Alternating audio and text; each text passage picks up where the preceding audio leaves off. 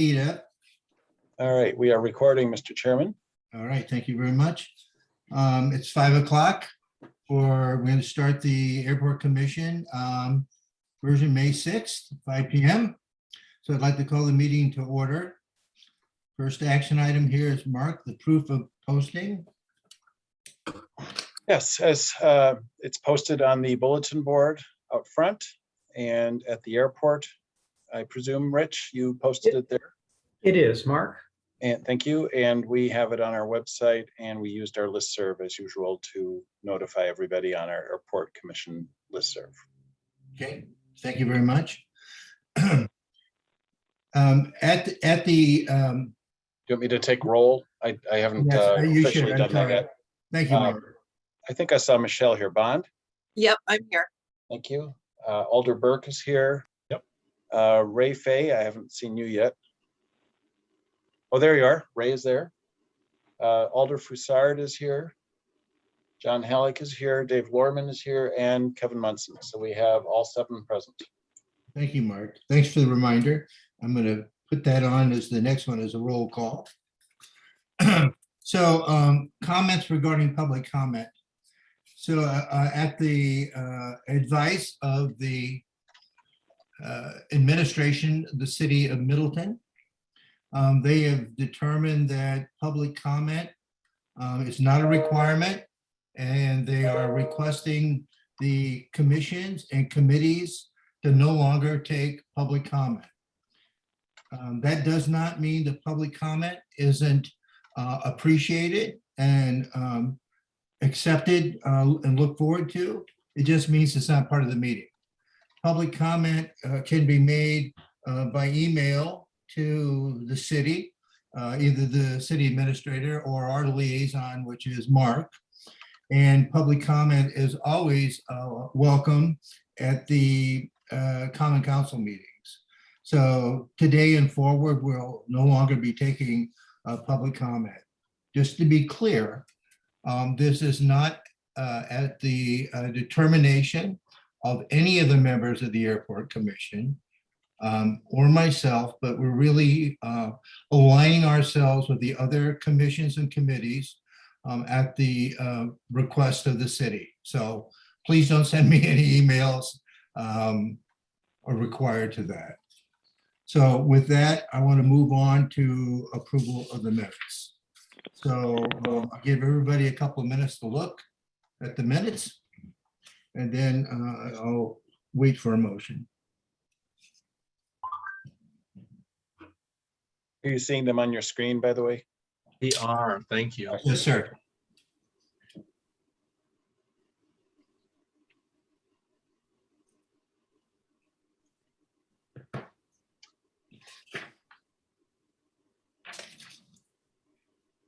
If no one else would, I'd make a motion to accept the minutes.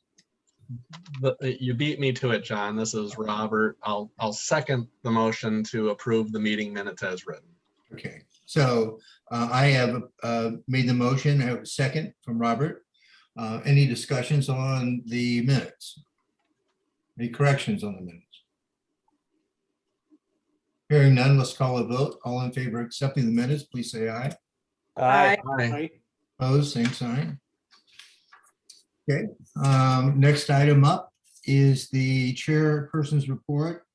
And I really don't have anything to add that I won't speak of down in airport financials and projects update. So with that, we'll move on to the airport manager's report. All right. Thank you. Let me get my camera up here. Very good. So the report's there as read. I can do a quick summary, but I do want to make an adjustment. A newer person who lives out somewhere near Cross Plains had sent an email that seemed a little confusing. In it, she said she saw one airplane.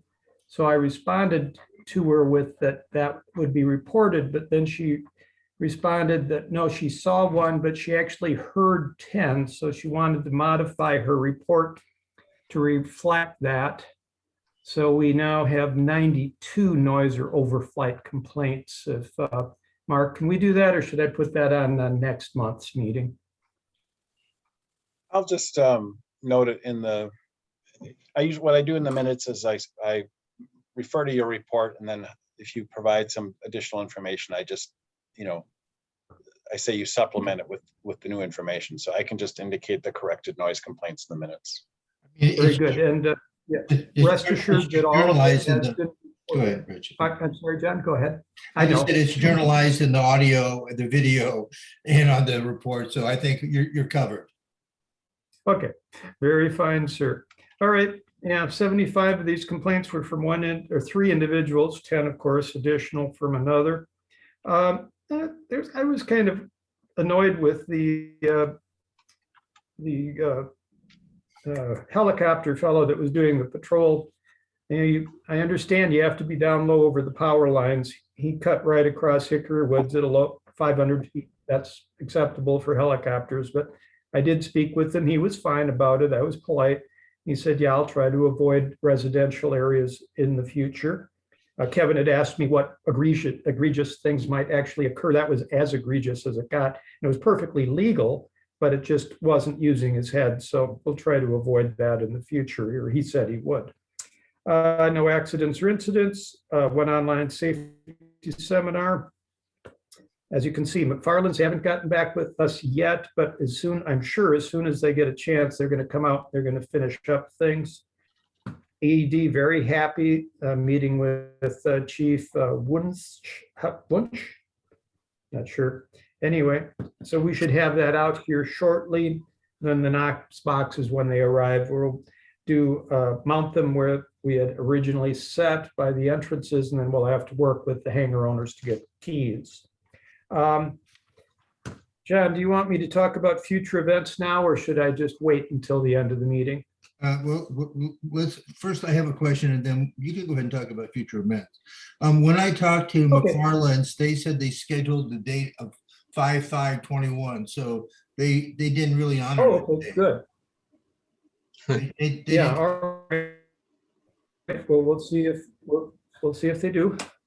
Okay, well, that's fast. That's Cinco de Mayo. Oh, I'm sorry. I thought you said for April 21. Okay.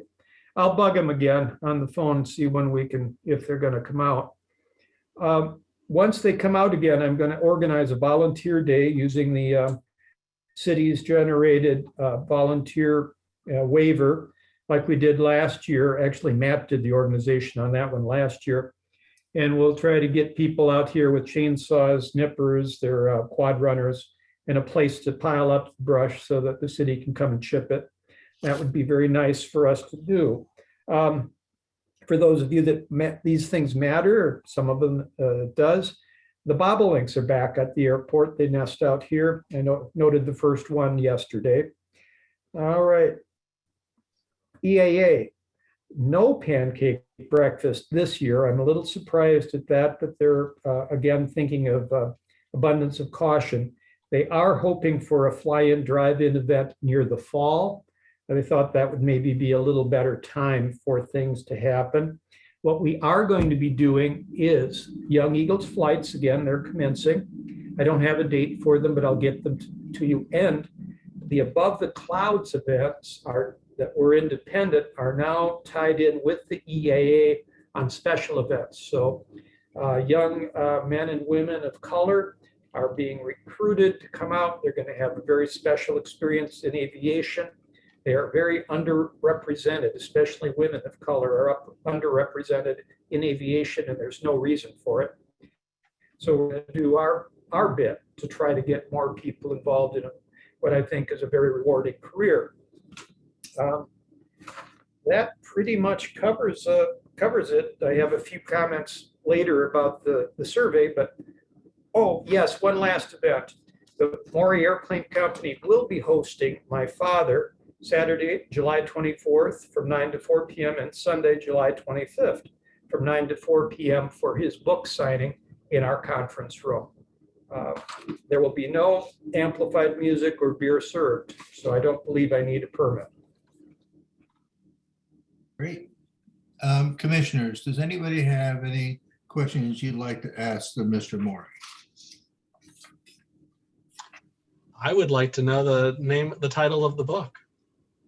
4 years above the earth. That's approximately, well, he's been a bit above the earth a little bit more than 4 years. He has 37,000 change hours of flying time. So Wow. That's available awesome. on, here's a shameless plug. It's available on Amazon and BarnesandNoble.com. So Nice. All right. Well, you know, your family's in the book business, actually, one way or another, right? one way or the other. Your grandfather had a book about him, Howard Maury. Yep, that we have here, and it's available for $10, or I'll give it to you if you're Well, nice. I'll wait to see your book. There you go. Okay. All right. Moving on to the next item. Let's talk to Alderman Burke. Why don't you tell us about AMPAC and your events and your plans? Certainly. And thank you, Chair Halleck. Mhm. We hosted a virtual open house on April 10th. And that was very well attended. I received a number of compliments on that it ran smoothly, which has nothing to do with me. It had to do with Mead and Hunt, our consultants. But basically, we gave everybody an opportunity to see and read the draft master plan prior to our open house. There were frequently asked questions, and there was videos kind of delving down a little bit more deeply into certain specific topics related to the master plan that, again, we were asking members of the public to look at prior to coming to the virtual open house, so that the focus of the open house could be the chance for people to make comments, to ask questions that we could, some of them we could answer on the spot, some of them we just recorded the questions and are coming out with the list of questions plus the list of answers to those questions in a document that we will be discussing more in 2 weeks when we have our May 20th AMPAC meeting. So that's scheduled for, I believe it's Thursday, May 20th. But that's pretty much where we stand right now. We haven't had an actual AMPAC meeting since I last reported, but we do plan on having a new, or our next, and very, I think it will actually be our final AMPAC meeting on May 20th to review all the comments and questions that came in as AMPAC members, and to kind of vote on which options or alternatives each of us like best. And that information will be collected, and then that information will come to Airport Commission and eventually to the Common Council. So that's where we stand today. Great. So first of all, does any of the commissioners have any questions they'd like to ask? Robert? I have a question or a comment. Yes? Yeah, great. Kevin, go ahead. Thank you. Thanks very much. So I think that it's important that there's some sort of a product that comes back. I'm on AMPAC and I'm on the Airport Commission. I think there's some sort of very important that some sort of product comes back. It could be a vote, or like you said, a list of each committee members,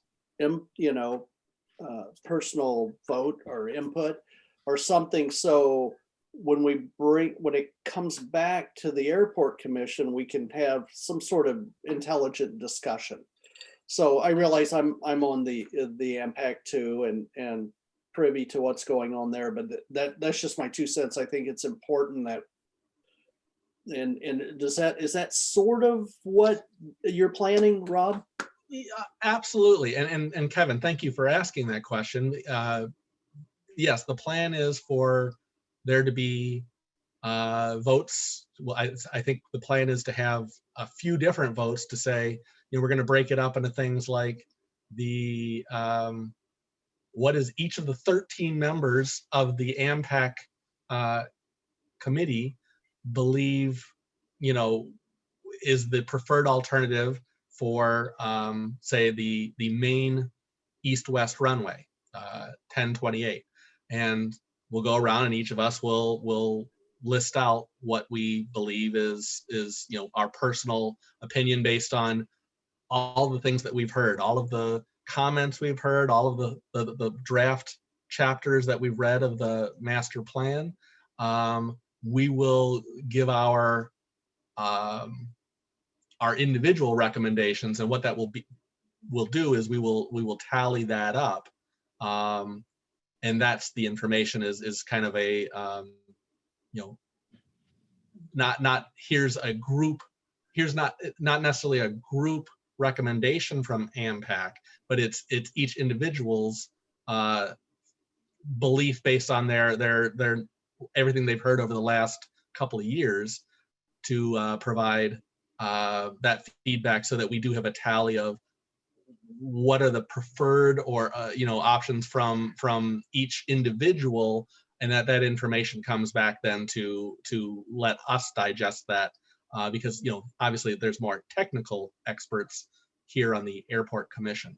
And I do see that Mark Opitz has his hand up, and I think we should call on him because I probably said something that needs to be clarified.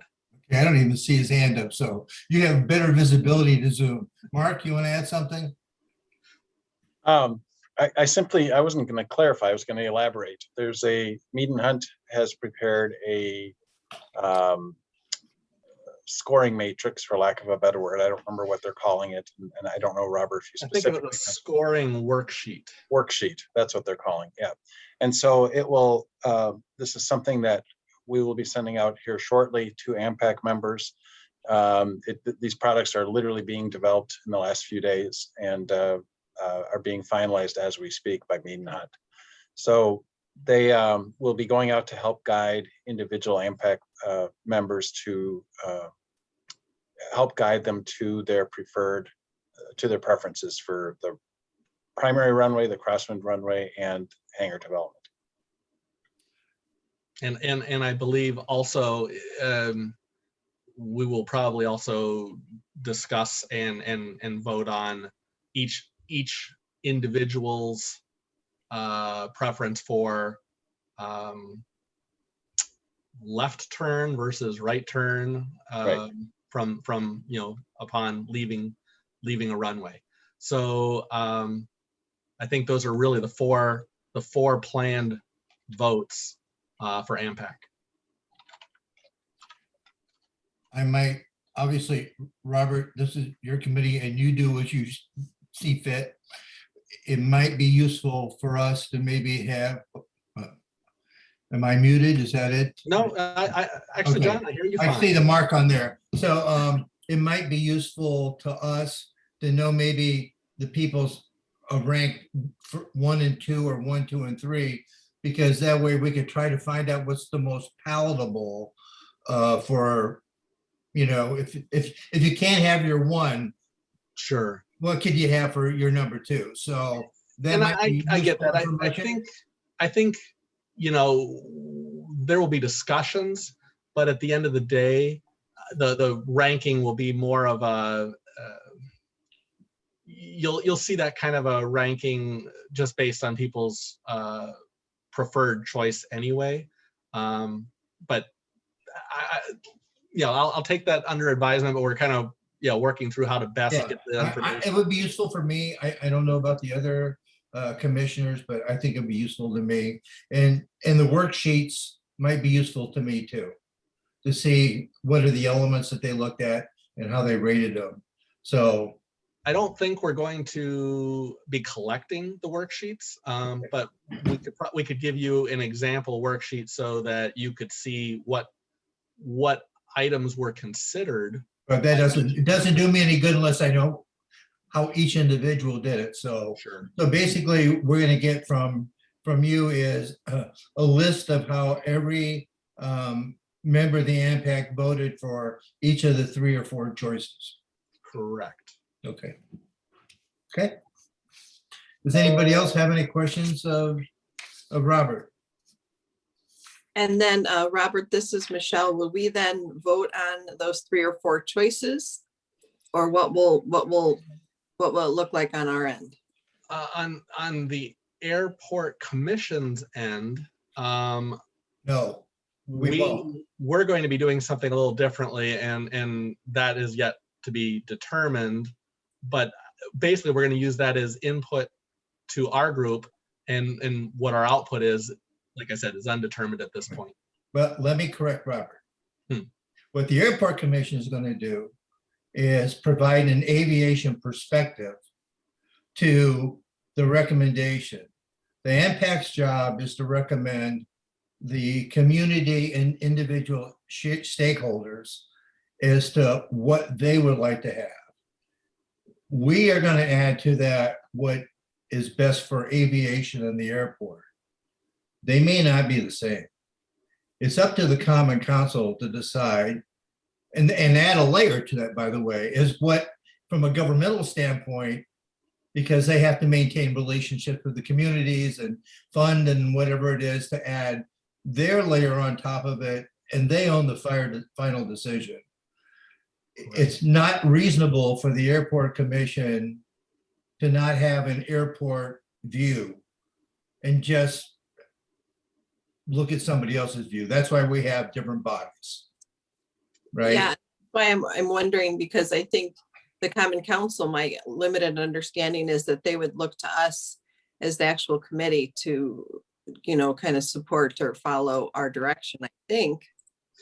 There may be similarities between our recommendations or thoughts and what comes up from AMPAC, or there may be discrepancies that really, whether there's agreement or discrepancy, that information all goes to the Common Council, so the Common Council can make the final determination and go from there.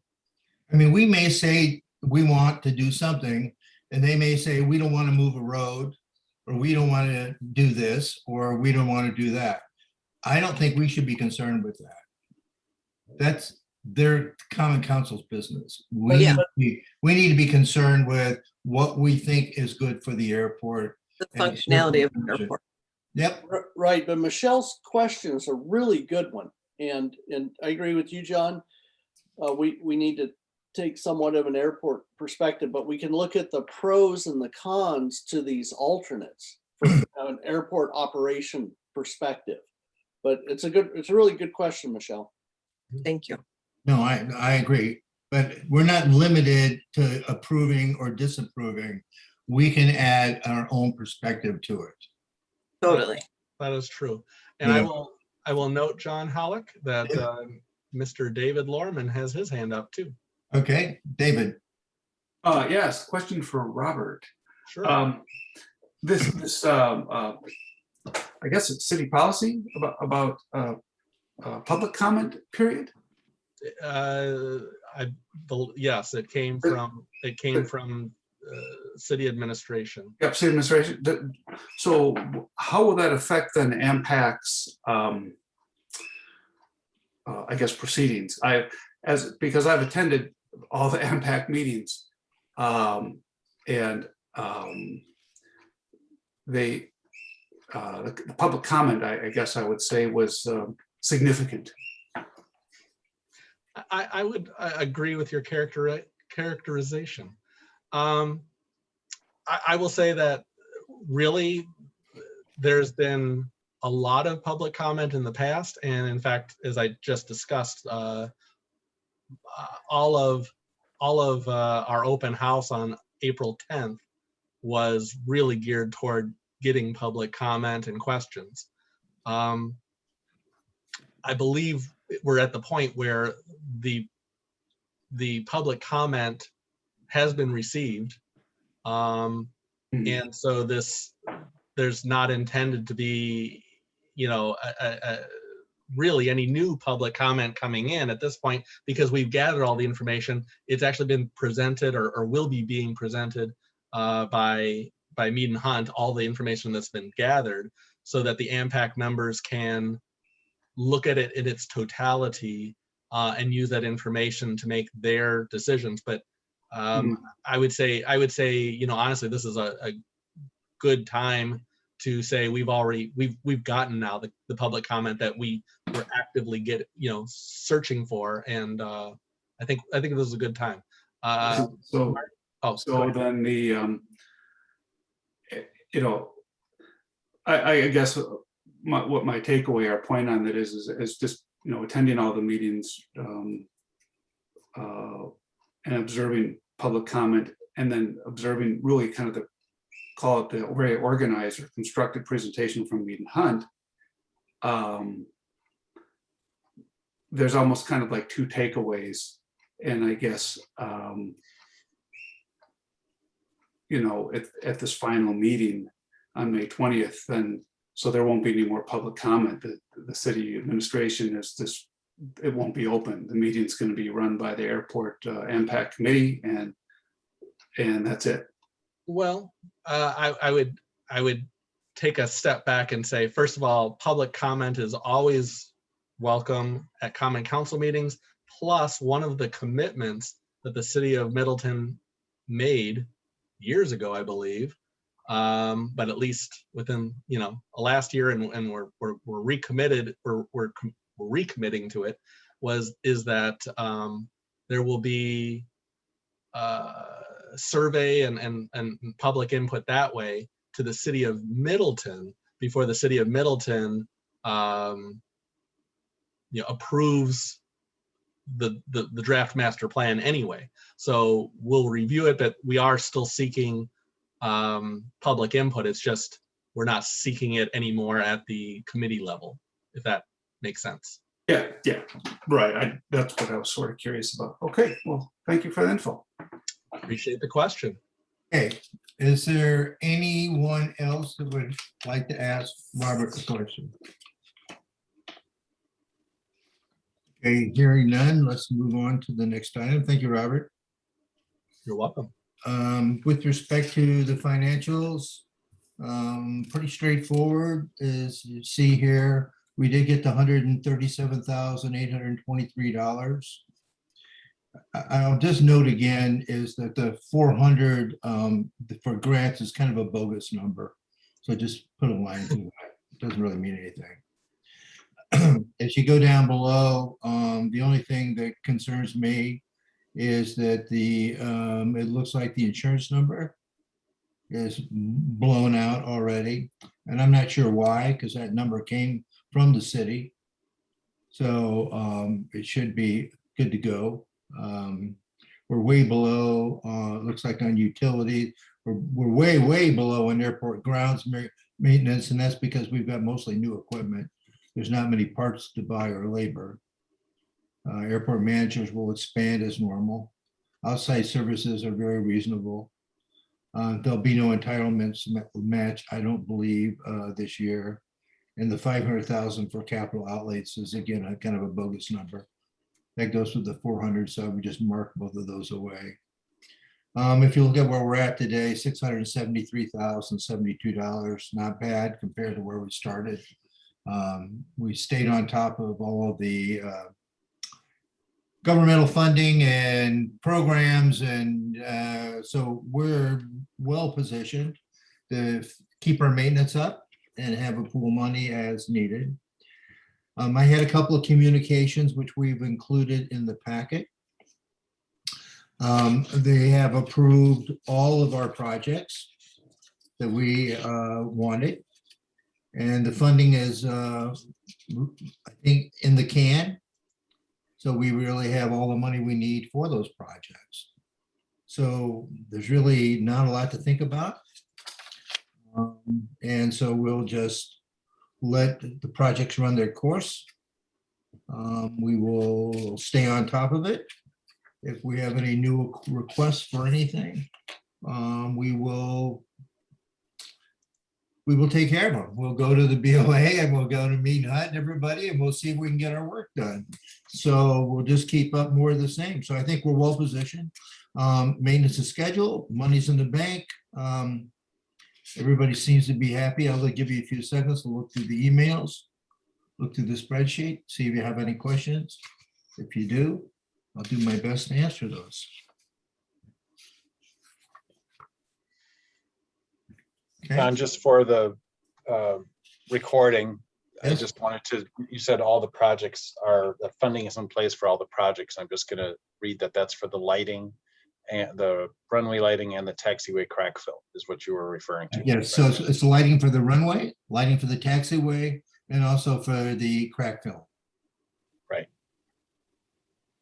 And also the end lighting for the runways, I could, yeah, the navigational lighting.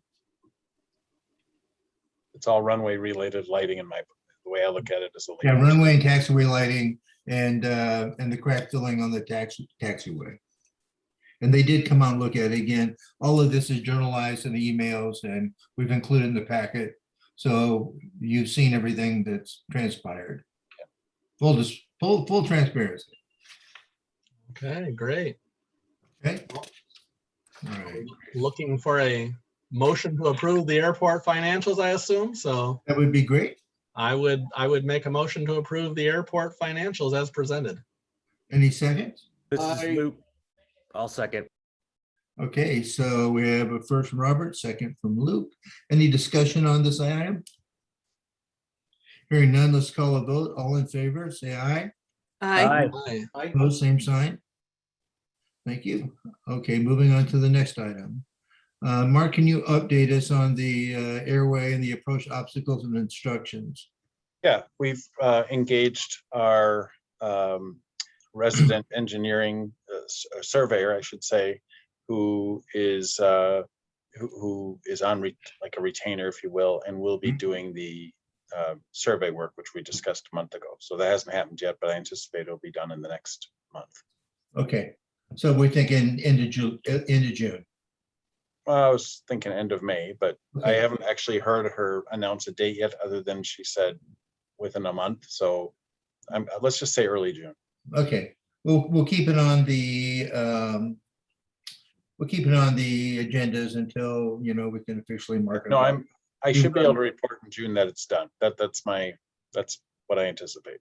Great. We look forward to hearing that. Do we need a motion on this No. item?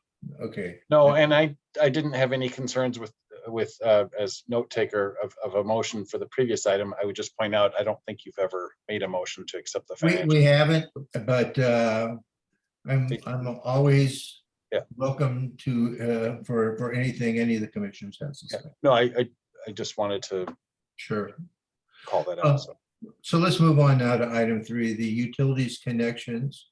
Do we have some folks here from Spectrum or Charter that Communications. wants to make a presentation as to what it is? So we can Let me hear just from- give a quick background, if I may, John. Yes. So we fielded a request a couple of weeks ago, whenever it was, from one of the hangar owners wishing to have Charter Communications a connection to his hangar. And that, in order to access that hangar, was going to go across other people's lease area. In the course of talking with Charter, I've learned that, and I think there was an observation at the airport that actually one line has already been installed and was installed a few months ago. So I asked Charter with John's advice, which was excellent, for a comprehensive plan for how they plan to provide service at the airport. So with that, if we could turn it over to Tim Wright, I think is here for Charter, and he's unmuting himself. So if we can turn over to Tim, John, that would be Mr. Rice, right. you have the floor, right? Yep. Yes, sir. Go ahead. Hi there, guys. So yes, we're currently on that map. If you see the orange line, that is our existing plant that we built out to the large hangar. I shaded in purple. Um, so we have where the green squares are currently in that orange line are where our existing pedestals are located. Mhm. The red line on there is for our new proposed design to 3304 Bravo Lane. And then any future builds, if we get any more folks wanting service out to the other hangars, that would be the future builds in the green lines, along with pedestal placements for all of those hangars as well. We did our work back in January, and then just recently we had Michael's underground construction go back out and do some restoration that they couldn't perform with the frozen ground. So they were out there a couple weeks ago finishing that up. So that's what I've got for this project. So let me just ask a couple of questions and make a couple of statements here. I find it Sure. highly unusual that somebody would just go out to someplace like an airport and start trenching. It's a highly controlled space. And I'm also surprised, and I did talk to Mead and Hunt about this just to make sure I didn't have my wires crossed, and I did a little bit, to be honest with you. I'm surprised that this kind of thing isn't on the ALP, because we have gas and we have electric and we have telephone and we have all kinds of things plowed in the ground. But those things obviously don't appear on an airport plan. They typically will exist on a companion plan that's maintained by the city. So my question, I guess, to Mark is, do we have a plan of what's in the ground and where it's located? On an as-built plan is what you're saying? Yeah, just so people don't cut other people's wires. Well, we should, from when we built the airport, was that 17 years ago? Yeah. But Digger's Hotline, or whatever it's called now, will come out, obviously. And I presume, Tim, that's what you guys did to get service to Gary's hangar. Yeah, that you correct. had the utilities marked. So somehow the Digger Hotline respondents got out there and were able to mark their utilities. So that's always what utilities will do to make sure that they're not tripping over, getting into an undesirable situation, shall we say. Yeah, I would think that we would like to have, or we should have, a drawing. The second thing that my observation is, I appreciate the fact that you're providing service, but I think it's kind of a piecemeal approach. Why don't we just run in these are short runs. Why don't we just run everything in now? And then later on, just make the connection up to the individual hangars. Mr. Wright? And related to that is who paid for the first one? Yeah, Well- the owner of the hangar that I shaded in purple was who paid for the first run, Gary. He reached out to us, worked with our sales department. I'm part of just the construction department, so I'm not actively out trying to sell to the hangars. I get the jobs from them, and then it's my job to build, to the customer.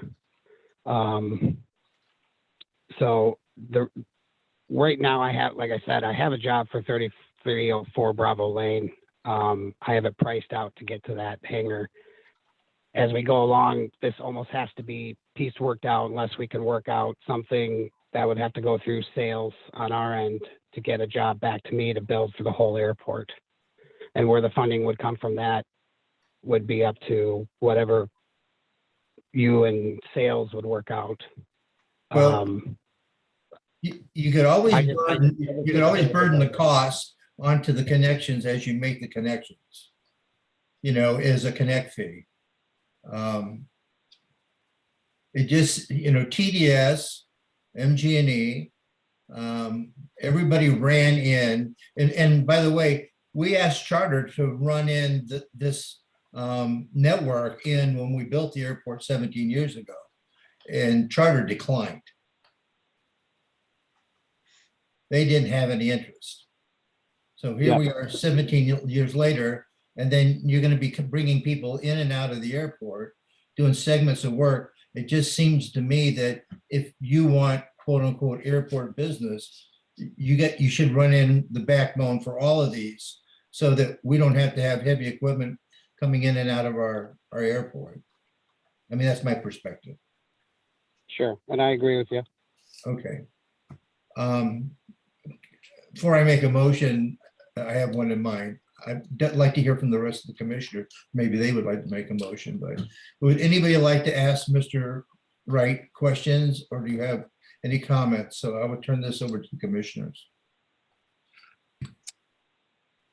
I just have a question for you, Chairman Halleck, Yes, sir. or whoever on the commission, or Mark Opitz. From some of the things I've read, it seems like TDS and maybe an MG&E or somebody was in there first. And, I thought there was some precedent there. Could someone expand on that a little bit? Is there already a utility in there that sort of has precedence over this? Or I guess that's my question. I'll give you my perspective, then I'll let Mark give you his. I asked Greg Stern that because my recollection was that we invited everybody to do a build. That went to the city, and how that was negotiated and how it was memorialized in drawings, I don't really know. That operated at the city level. But originally we brought everybody in and we coordinated it so that there would be, it would smoothly go in, and there is, even though there may not be any quote unquote official utility corridors, there is corridors that were used de facto. So that's my recollection. So Mark, you were here at the same time. What is your memory? Well, I can't, I don't get involved in construction. I do know what you said, John, is that as we were mapping out the hangars, and basically we did that on I think it was a lottery basis, as I recall, because we had so much interest in the hangars. So as we assigned people their hangar spots, they had the opportunity to say what kind of utilities they wanted. But how that was funded, I don't recall. It looks like Rich might have some information. I do want to say that my concern here is that we want, and I think John, you're saying the same thing. We want to make sure that we don't have willy-nilly, piecemeal lines going in everywhere. So the one that serves Gary Buns's hangar, in pink here, with the pedestals along the way, Mr. Buns paid for all that. Does that mean now that the other people that are by these other pedestals can connect, and they only have to pay for the connection? So, there's some issues, some policy issues here that I thought were important to bring to the commission. Yeah. I'll leave it at that. Yeah, my recollection is that I think Ray and I were the first two hangars built, that there was no burden to any hangar owner vis-a-vis the utilities going in. They just ran them in knowing that everybody had to have electric and gas as a rule. Maybe some on A don't. I don't have a good recollection of that. However, TDS did put in all the infrastructure, and I don't know how many people use their internet or their phone, but I know they paid the burden of the infrastructure. When I wanted to connect something, I paid a connection fee, and and they charged me appropriately for that. I understand. I have the same questions, Mark, do you do to a certain degree. I'd like to see no hangar owner disadvantaged. I'd like to have all of them have a choice. If this was me, I would burden the connection fee to cover the lines. And I know when we ran hybrid internet out through the town of Vermont, we figured 50% of the people would actually sign on to it. And so the prices were TDS based the prices on a 50% connection fee. So that's the totality of my knowledge on this topic, I think. So Commissioner, go I ahead. think Rich, I don't know if you can see hands, John, but Rich has had his hand up and I I think don't. Rich, go ahead. Okay, yes, John, Richard Moore here. The couple of things our needs and desires change as we get further and further along. Of course, the higher speed internet is something that wasn't available to this level back 17 years ago. As per costs, I do believe that Mr. Buns, being a good businessman, spoke and negotiated a very favorable rate based on X number of people signing up for the service. So I'm pretty sure that whatever he spent, he's more than happy to have done simply to have his new office with the high-speed internet available there. That's from speaking with him directly. You are right, completely right, John, that the Alpha taxiway over here, the far west one, did not initially have gas hookup. That's something that was added later as more, and as I believe it's to every hangar out here now is available if they want it hooked up, because some people wanted to heat those basic box hangars. So I certainly understand your concern over all of this, but again, I think in wanting to do it in a uniform manner that no hangar owners have to are have to burden too much of the price. But again, I think the process may not have been as transparent as it could have been, but we have been doing this ongoing, upgrading the infrastructure out here, working again with the city and permitting and getting it done. So that's just my 2 cents worth on it. I'm surprised that since this area is controlled and part of the airport, it never comes to the airport commission as the, believe me, I don't think the airport commission should weigh in on a lot of things. However, I think this is one of them. well, and that's my biggest concern with this has been, I mean, utilities have a right to install their utility companies have a right to install their utilities in the right of way, street right of way. This is not street right of way. And so I'm not trying to scold Charter or anybody. I'm simply noting that my concern is that the city owns the land and we are leasing land to individuals, and none of them, to my knowledge, there was no mechanism for the city to find out about this or for the individuals to find out about this. Gary Buns, and I'm not scolding him either, I understand he wanted service, but Gary negotiated the service and it was run there, but I'm not sure through what approvals they received. And so that's why I think there's a policy issue here that needs to be addressed. It makes a lot more. Go ahead. Yeah. The first phase of our run with the Orange Line, we permitted through the city of Middleton and received our approvals and had ROE from Gary, right of entry that way. Once I got the approval from the city, that's when we started our work. And that's how this came about, as I was trying to permit again with the city for this new run. When you say, you meant Gary Buns, not our engineer, Gary, right? Yeah, Gary Buns, yeah. So we have what's called a street opening permit, and the way this got flagged was that our engineer who reviews the street opening permits denied it because no street was involved. So I don't know how the first one got done. I'm not, upset that it happened. My concern is we want to make sure that for fairness reasons, as John mentioned, and just because the city owns the land, we want to be aware of what's going in on city land, on land that we lease to people, and that they have opportunity, et cetera. So, I mean, you also wouldn't trench across the park, would you?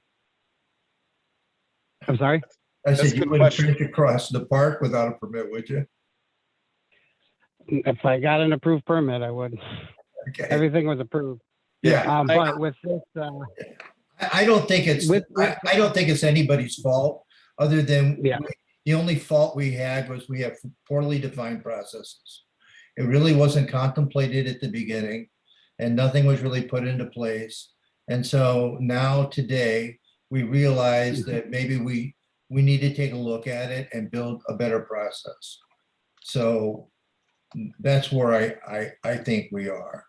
And so. yeah, and in answer to your earlier question, where I have the green boxes on that orange route, I placed hookups there so that we could serve the other hangars along that route. So on that route, we are able to serve quite a few hangars, as I would be doing with any future build if we're allowed to do so that we can eventually reach all the hangars for service.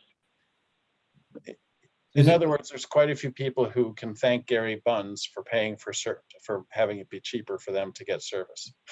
And I think they should all deal with, make sure they fund his little company down on the corner there on Pleasant View. I'm sure they're doing it now already. Just so don't drag on with this here. Does anybody have any additional questions of Mr. Wright? David Lorman has his hand up. David, could you like to ask a question? Yeah, David? just adding to question and comment to what Rich said. Really a lot about technology in terms of a generic sense. Fiber optic is what would be probably used nowadays for pretty much bringing things in. So would we consider that type of infrastructure put in place where it's just conduits that are put in place? So whether it's Charter or TDS or someone else down the road someday, where the conduits are used to drop in the appropriate data transfer mechanism, whether it be fiber optic or coax cable or, something that would evolve yet to be seen. We put in the town of Vermont a hybrid system where we have fiber to nodes, and then we coupled up the twisted pair wiring. And if there was a node by TDS out near the entrance and twisted pairs to all the hangars, they would all get in excess of 100 megabits per second. Yeah, so, okay, so, I guess that plays into what you're confirming then, John and Rich as well. So the piecemeal approach have to be careful about then and make sure that all the technologies are really considered to do it properly. Yeah. Thanks, David. Is there any other questions of Mr. Wright? Okay, here and then I'd like to make a motion, and then we could discuss it if it's seconded somewhere. I'd like to make a motion that the city of Middleton develop a drawing of the utilities.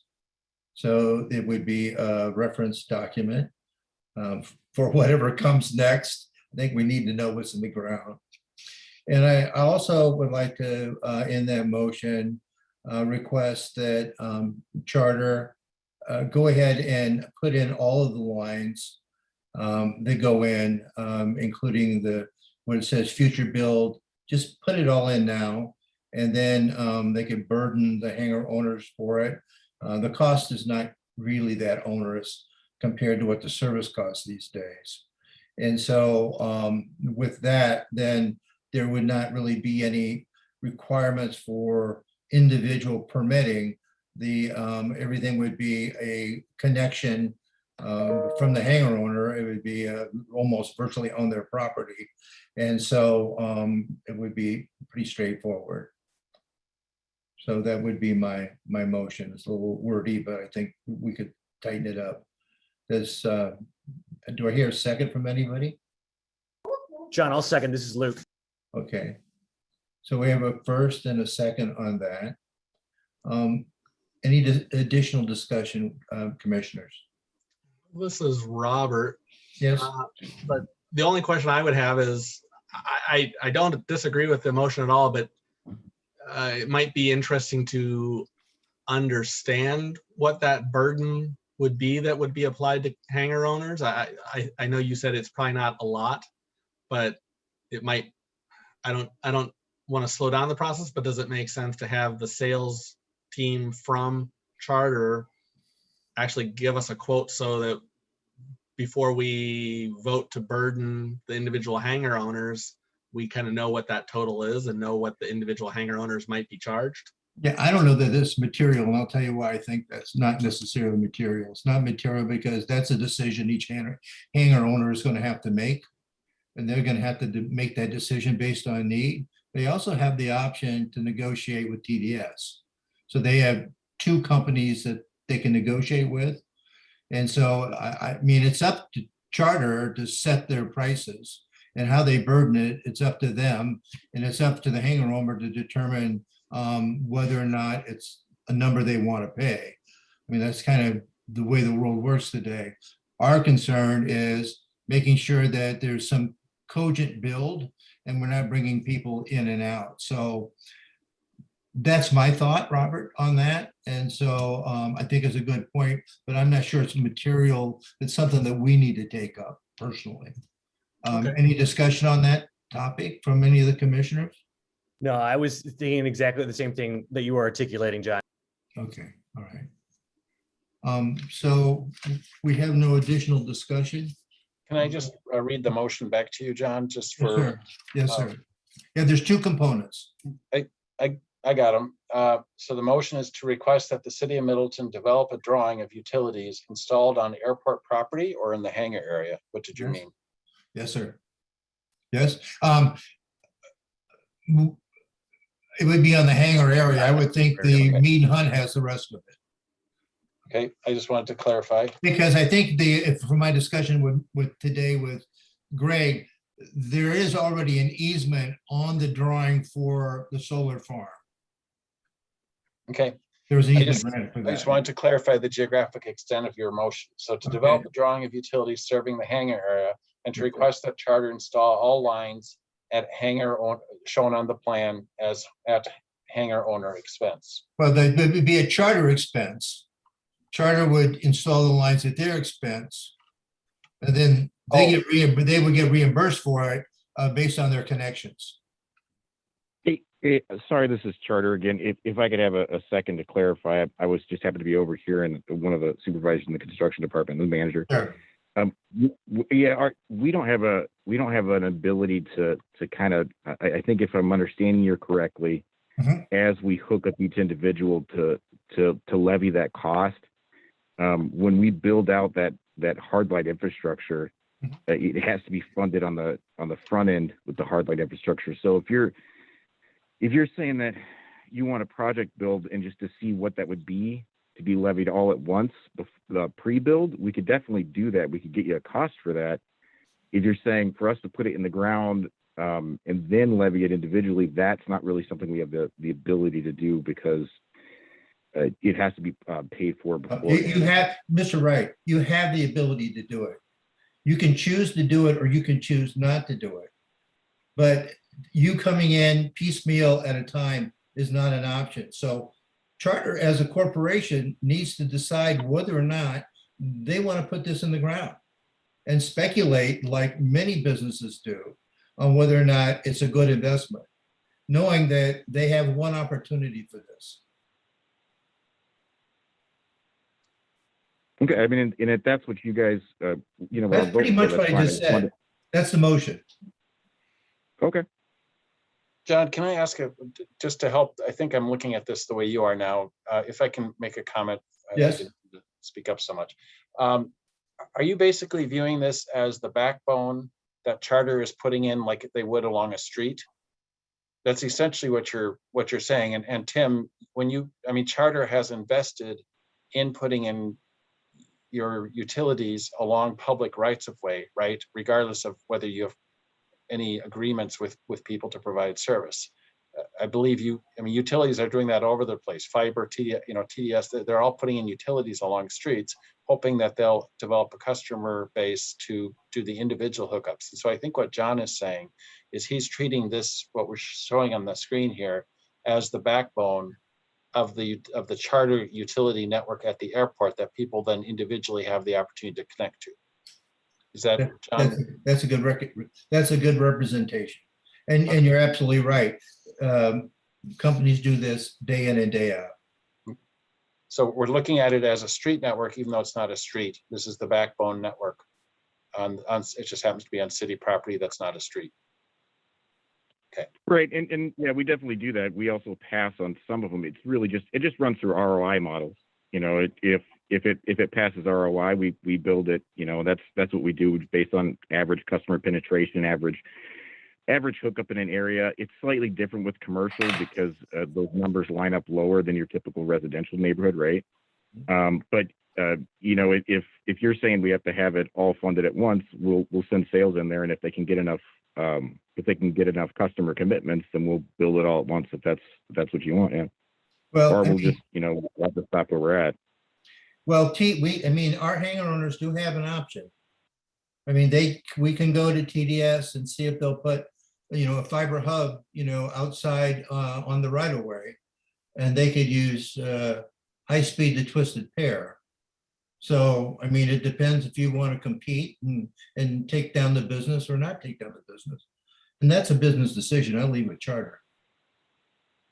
We just don't want equipment coming in and out, and we want a cogent build.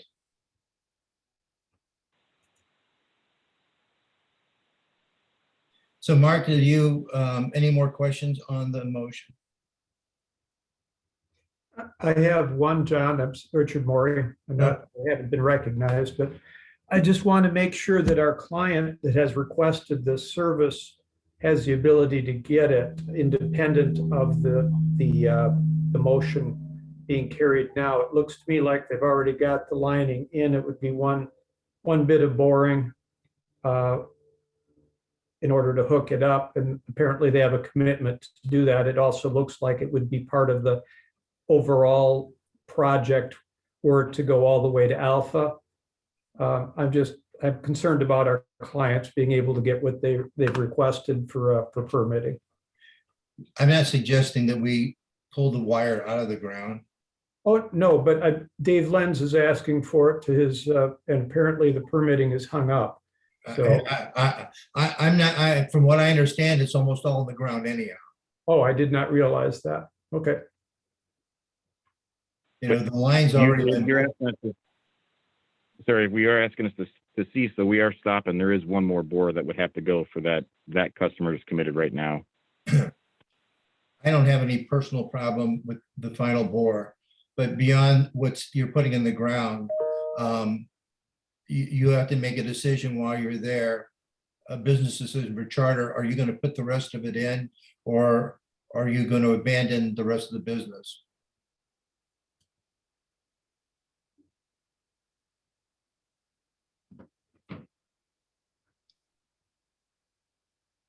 I think that needs to be at a higher Sorry, level. if you're waiting on an answer from me, yeah, I mean, we really only have approval to push that last bore in right now. So that would be, if you're saying you want us to wait until sales go through, we can cease right now. If you want us to do the last bore, then send sales through and see if we have enough commitments, we can do it that way, whatever you want. When you say last bore, you mean that last hangar? I mean the last taxi lane? So taxi lane Bravo? Is that what you mean? I think they've already got it under Charlie. Right. That's Yeah, what I I'm saying. believe.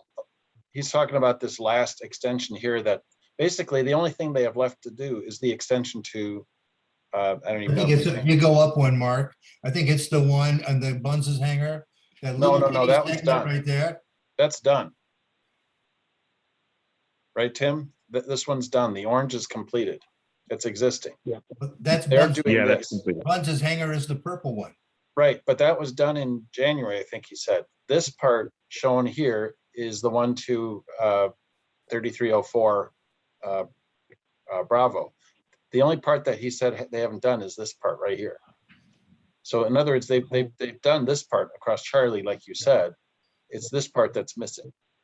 So I mean, No, we actually need we need the Charlie and the Bravo bore that last run right there. oh, this part, the whole thing. Well, Ray said Yeah. they've already bored across from, they've already crossed Alpha Bravo. They've already crossed Charlie. Well, but Ray, are you referring to the part that was done a few months ago, or are you referring currently to this current project? I Ray, don't see. Well, there's Ray. I'm referring to what they bored yesterday, which was the green line that goes across the street to get to Burby's. All right. So that's not even shown here. Well, it's shown as, I believe it's shown as a finished line, isn't it? A green line? No, that's future bill. Future, yeah, you're right.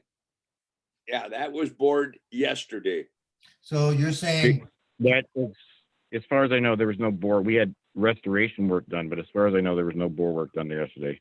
Yeah, there was, because my hangar's right next to it, and I went out and talked to the workers, and they wanted to know where they were supposed to bore, and I had no idea.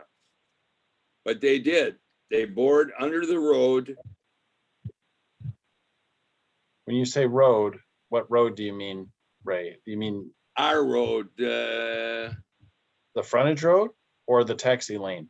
no, not the taxi lane, that one that's Maury's Way. And your hangar is with the whiter roof, right? no, keep going back. You gotta go back. Right here, You gotta go one more. right there. So they bored that section there. Is That green line right there is what they bored yesterday. I watched them do it and I have pictures of it. And that was from Charter, you're saying? I don't know who the guys, it came from Illinois. Yeah. We wouldn't, I have not issued any work for the second half for that red line. And I wouldn't have had any boring going on that green line. So that may be a different company. Yeah, The only work that I've issued out is for the permitting for the city. And once I get those approvals, that's when I issue out the work to our team to go out and do the bore work. So nothing's been issued out from us to bore back there. So it must have been some other company then. Yeah, it would have to. This is Robert. I might recommend that we break this up into a few different topics because I think we're going to see problems. I think the first topic we should handle is specifically the utility connection to 3304 Bravo via 3305 Bravo, 3300 Delta, and 3304 Delta. And just because somebody's actually already paying for this work, I would make a recommendation that we approve that tonight. I understand the idea of wanting to do more, but if we're saying all the rest of the work might take 6 months of sales work before Charter agrees to do it, and we actually have one of our patrons at the airport saying, I want this utility connection and I want it now and I paid for it, I feel like that's a problem. So I understand the intent of trying to get everything at once. I think we may need to ask for that, but not use this particular utility connection as the impetus to make that happen. well, I'm willing to modify my motion, Robert, Sure. to say that the city does need to make a drawing because we have to have that. Sure. Yeah. Can we make that as its own standalone? Let me complete, okay? It's my turn. Okay. So You're the correct. city needs to do that, right? Mhm. And I'm willing to amend it to allow the connections to 3304, 5, the ones listed. But to say that any future work by charter must include a plan for the entire airport. I'm supportive of that. I still personally would recommend that we break it up into 3 separate votes. And I don't know why it makes a difference. So that's the motion that's on the table. Okay. And I'm willing to have additional discussion if needed. We have a first and we have a second. So Okay. you need to modify this first. So the amended motion then is motion by is to request the city of Middleton to develop a drawing of the utility serving the hangar area. Then after that comma, Good. Okay. approve the installation of utility connection to 3304 Bravo via 305 as listed in the agenda item.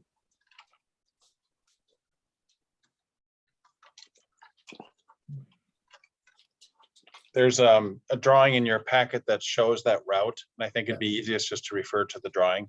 That's fine, clarity. however you want to. If that's term okay it, with you, John. Right? And the requested charter, and request that before charter adds any additional services, they install all lines to the airport. You have to sit. You sit. Kevin, Oh, you're not muted. I'm sitting, man. So I'm, I got you, Kevin. the dog is harassing me. And not a problem. So we'll keep working through this, right? Shown in the plan and request that the charter install, provide a plan, install all the lines for the rest of the airport, at charter's expense. So that's the entire idea, right? So we have to have a drawing. We're willing to approve the work in progress and under contract. I think this is, may I suggest this be first, because that's what's before you, to approve the Yes. installation to 3305 Bravo as shown in charter's plan. Yes. And I'm sorry, you wanted the drawing too.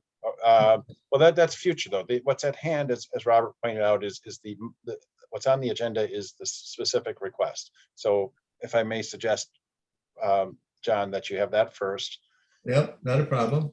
And in terms of the rest of it, I think it's all relevant to the specific topic. So I think that's perfectly fine. Yes. And for future requests, how about this? And before future requests are approved, Mhm. the city of Middleton will develop a drawing of utilities serving the hangar area, and charter will provide a plan installing the rest of the lines at charter expense. Is that what you're saying? I think it is. So we're gonna give them a buy for what the work is in progress and contracted with the current hangar owners. We'll have to get a drawing to figure out where everything's at anyhow. And then if charter wants to install anything additional, they have to provide a plan, which they really already have. But they have to agree to just install it, all of it at charter's expense. Now, whether they levy it to other people or not. I'm not running their business. They need to decide how to do that. The city of Middleton developing the drawing, I'm concerned about that. Mead and Hunt can do it, but they said that's typically done within the city. Okay. I mean, if you want to, how the city causes that drawing to be developed, if they want to do that through their engineers, that's up to the city. We shouldn't be telling them how to do that. How do you do the rest of your utilities? I don't know. There needs to be a map prepared. Can we do it this way? Yeah. Showing all utility. It's basically to have an as-built. There needs to be an as-built drawing. That's the term that the engineers would use. Yeah. And before future requests for review, there needs to an as-built drawing showing all utilities serving the hangar area.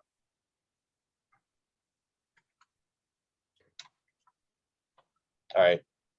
That way you're giving some flexibility here in case it already exists, or in case Mead and Hunt will create it, or in case, I don't know how it gets created, but I just am That's up to the reluctant city to decide how to build. Exactly. I'm reluctant to have you assign or say that I or any engineer prepare this. So if that's okay, I mean, I don't want to put words in your mouth. No, sure. So, actually, we don't even need the last piece about charter, be frank about it, because we just don't approve it. Right? So if they don't come with a proposal to do the rest of it, it just won't get approved. They've got what they need today. They can install what they need. we'll do a drawing, and they're just on notice that if they want to come back and do another one, it has to be a comprehensive installation. So I don't really think you need that one, right? Because they may choose not to do it. That's up to them. But if they make a future request, Mr. Wright, you're on notice that you need to do it all at once. So the motion is to approve the installation as shown. For any future request to approve, there needs to be an as-built drawing of all utilities serving the hangar. So that discharges the item. It gets us a drawing, and we don't really need to deal with it. And Charter doesn't really need to do with anything until such time that they might do it. So I think this is fairly clear and concise. I think we've made our feelings known. So Luke, are you still okay with this motion? He might have taken off. Luke, Uh-oh. That adds a little complexity to it. shit, okay, excuse my language. How about this, John? Yeah. With the current wording, I Yeah. have been convinced that this is a good vote.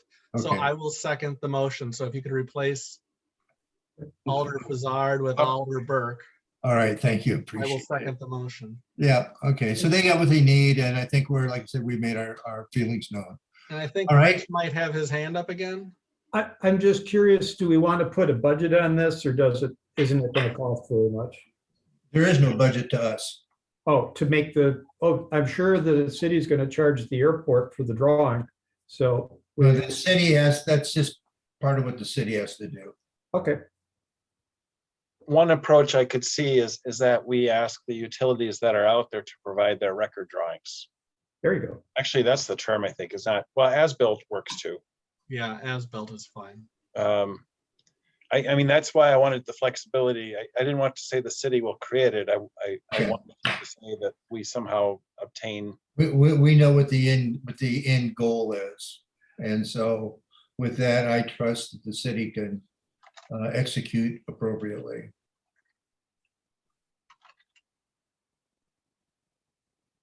Yeah, I mean, we just need to kind of get organized. This is just a hole that this happens in my life all the time. Things we don't contemplate, we have to go back and fill in the blanks, and that's what this is. All right, I'll leave it the way it was.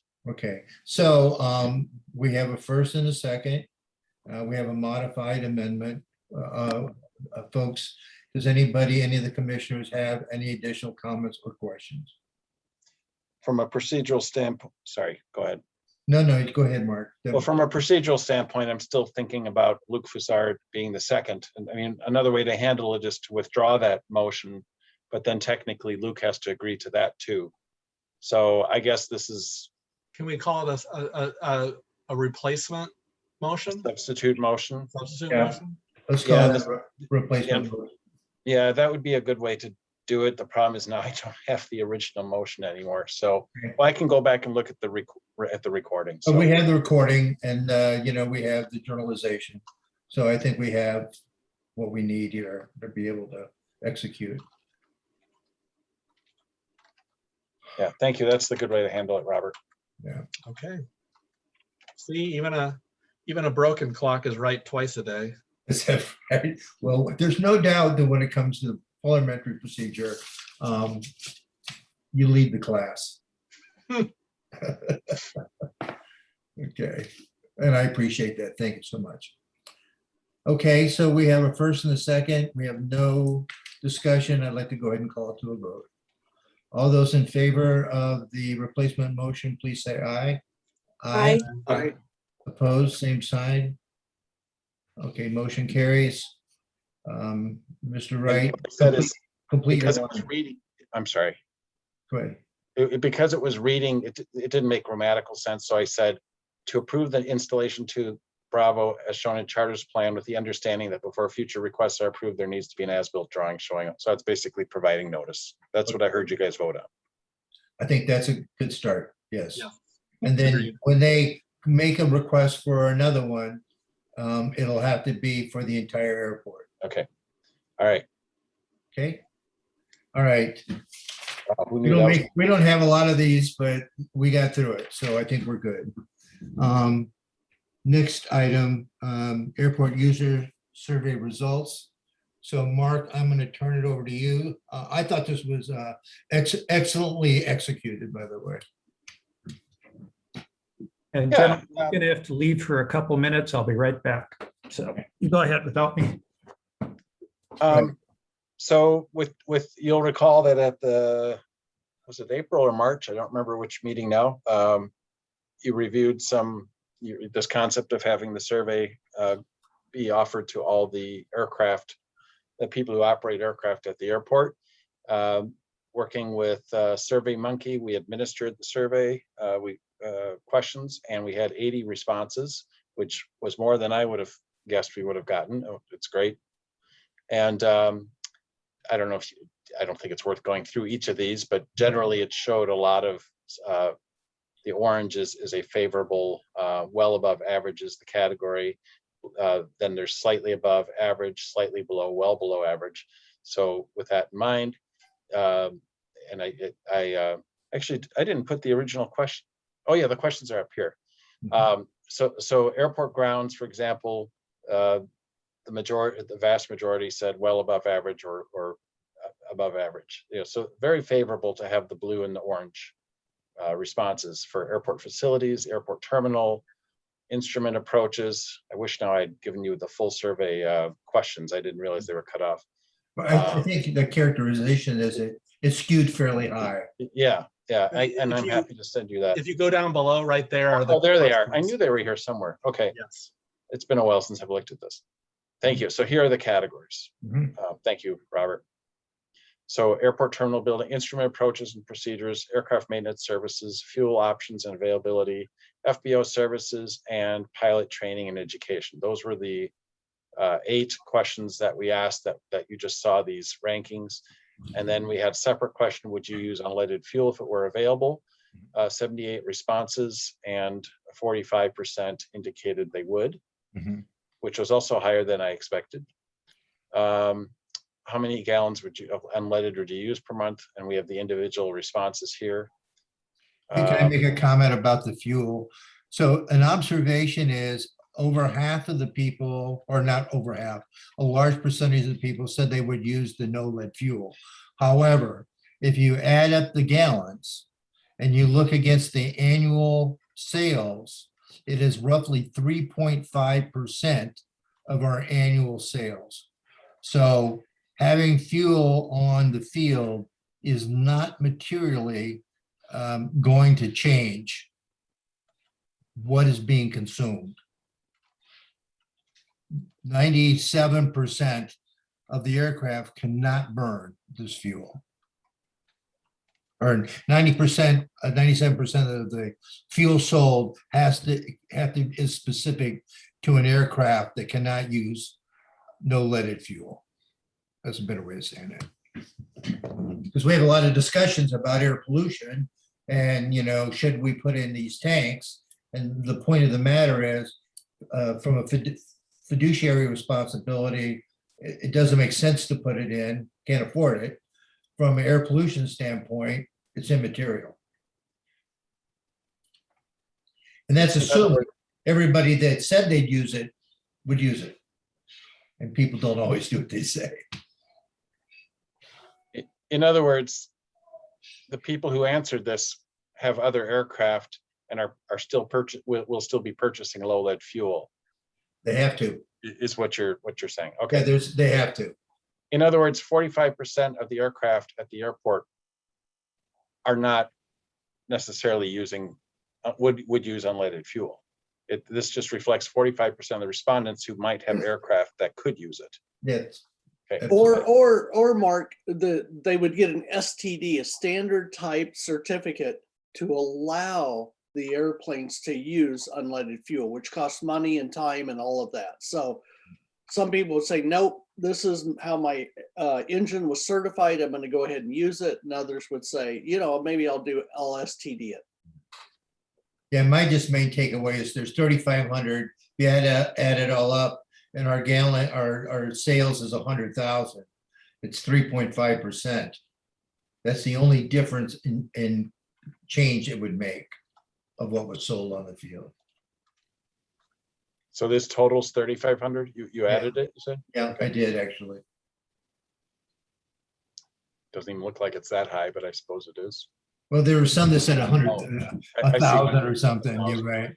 And so you could go ahead. Listen, my arithmetic is. I believe you. I just was, I didn't see the 1,000 here. It's okay. Yeah, I did it a couple of times and I come out with the same number. So, okay. And then the Continue fourth on. question, how would you rate the overall customer service you receive as an airport user? Rich will be pleased to see that that's also High. very high. Yeah. I think we're all pleased to see that. And and it then- aligns with it aligns with our review that we did January or February.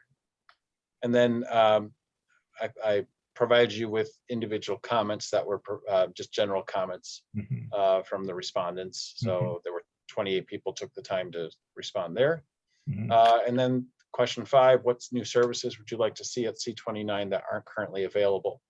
And John, as you noted, avionics was not surprising. You said that to me to see that on here.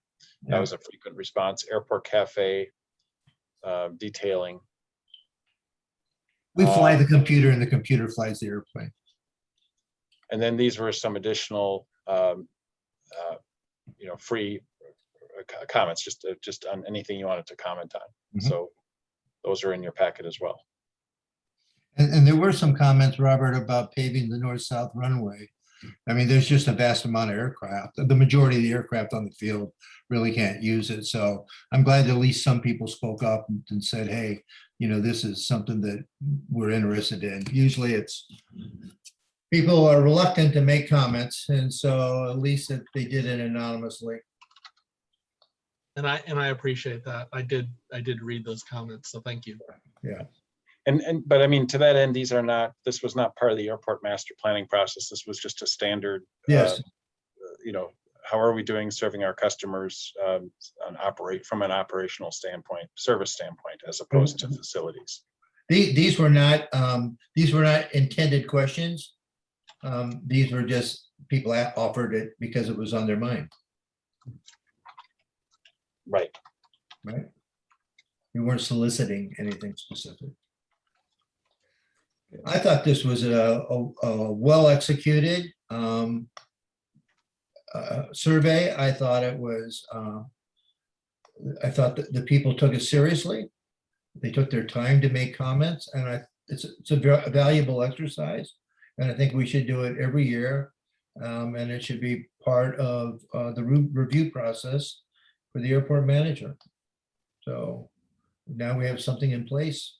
We're building. It's a little at a time. Commissioners, do you have any comments or discussion? Observations? No, I agree with you. This is our first real attempt at doing this survey of airport users on topics that are, their satisfaction with the airport. And I think this was a